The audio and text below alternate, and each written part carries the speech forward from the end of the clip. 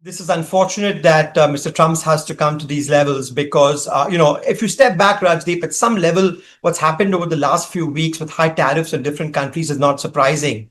We're seeing a dramatic transformation of the global trading order in the last 6 months under the Trump presidency. It's important to recognize that the effective tariff rates that the US has imposed on other countries, is now about 16%. And if Mr. Trump follows through on his promises, will go to 20%.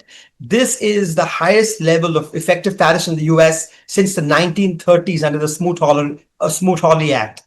So you're seeing a lot of global trade disruption with high tariffs in the US. As a result of which we're going to see, China dumping a lot of its excess capacity to other economies, and so if you're a country like India or other emerging markets, you're now facing the twin threat of a much more protectionist global economy, much more economic balkanization, and potentially a China shock 2.0, where all this manufacturing capacity from China, which was headed to the US, think of the US putting up a tariff wall like a dam. It kind of floods adjoining areas. So these are troubling times. These are worrying times. The hope is, however, and we've seen this in the case of other countries, that what Mr. Trump has done today is used as negotiating leverage. Remember, in China, the tariffs had gone to 145%.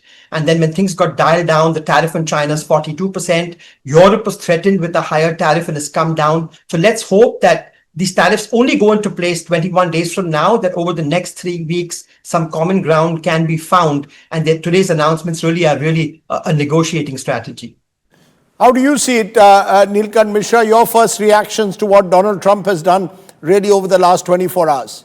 I agree with Sajjid and some of your colleagues who were earlier speaking that this is a negotiating tactic. The pattern is that whenever you see negotiations stalling, where both sides have kind of drawn the red line, say we're not going to cross it, President Trump tends to escalate matters. And it's one of those, I'll hurt myself just to hurt you.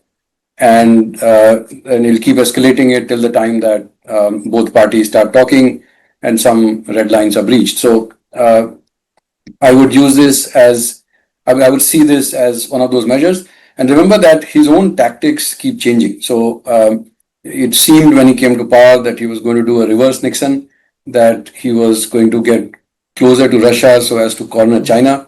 Now that he's seeing that he signaled, despite his art of the deal, he signaled too early that he was going to be pro-Russia. And so the Russians are demanding their own pound of flesh. And now he's trying to corner the Russians by getting closer to China and also pressuring India. So this is pure diplomacy. I don't think we should extrapolate this as tariffs, say 6 months down the line on India.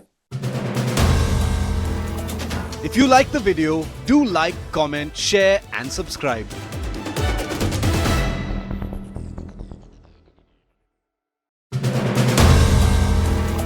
If you like the video, do like, comment, share and subscribe.